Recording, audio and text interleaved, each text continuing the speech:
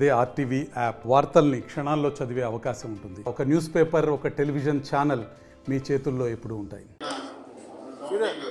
ఎన్నికల కమిషన్ ఆదేశాల మేరకు 8 గంటలకి శ్రీ సాయి ఇంజనీరింగ్ కాలేజ్ రాయచోట్లో అన్నమయ్య జిల్లా సంబంధించి ఎన్నికలు మొదలవుతాయి. అందులో మన రాజంపేట రైల్వేకోడు కూడా అక్కడే కౌంటింగ్ ఏర్పాటు చేయడం జరిగింది.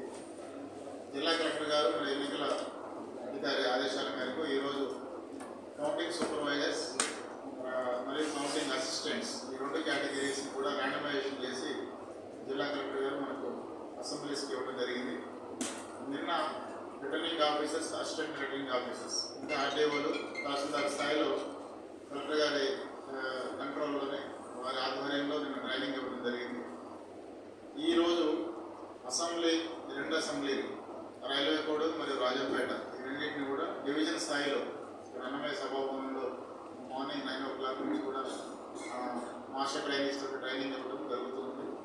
ఒకటి కౌంటింగ్ ప్రాసెస్ ఆన్లైన్ ఎలా చేయాలి, ఒకటి డిజిటల్ క్లాసు స్క్రీన్ మీద చూపించి చెప్పడం, రెండవది ప్రాక్టికల్గా హ్యాండ్స్ ఆన్ ట్రైనింగ్. వాళ్ళు ఈవీఎం తీసుకొచ్చి ఈవీఎంని ఆపరేట్ చేస్తూ ఒక మాక్ కౌంటింగ్ అంటే ఒక డెమో అభ్యర్థుల్ని, డమ్మీ అభ్యర్థుల్ని అందులో బ్యాలెట్ పేపర్లో పెట్టి అదేవిధంగా 200 ఓట్లు ఒక అభ్యర్థికి ఒక ఈవీఎంలో వేసి మళ్ళీ దాన్ని ట్యాబులేషన్ ఎలా చేసుకోవాలి, రిజల్ట్ ఎలా ఉండాలి, అదేవిధంగా డిఫరెంట్ ప్రాబ్లమ్స్ వచ్చినప్పుడు ఎలా డీల్ చేయాలి, కౌంటింగ్ కాకుండా ఎన్నికల కమిషన్ ఆదేశాల మేరకు కౌంటింగ్ ఎంత త్వరగా పూర్తవ్వాలో ఎలా చేయాలనే దాని మీద హ్యాండ్స్ ఆన్ ట్రైనింగ్ కూడా లంచ్ తర్వాత ఏర్పాటు చేయడం జరిగింది. సుమారుగా ఈ 2 నియోజకవర్గాల్లో ర్యాండమైజేషన్ ప్రకారం మాకు ఇచ్చిన 154 మందిని ఇచ్చారు. మళ్ళీ వీళ్ళ సెకండ్ ర్యాండమైజేషన్ కూడా చేస్తారు. వీళ్ళు ఇదే నియోజకవర్గంలో ఉంటారని కూడా ఏమి ఉండదు.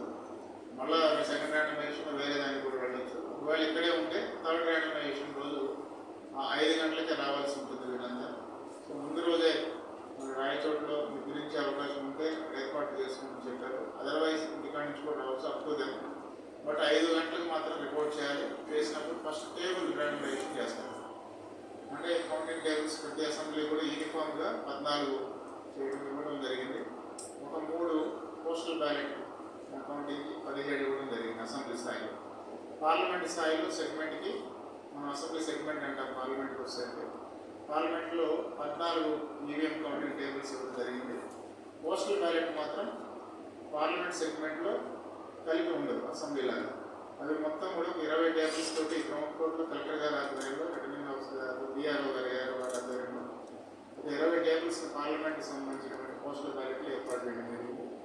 కాబట్టి మరిన్ని వీడియోస్ కోసం ఛానల్ ని సబ్స్క్రైబ్ చేయండి. లేటెస్ట్ అప్డేట్స్ కోసం వాట్సాప్ ఛానల్ ని ఫాలో చేయండి.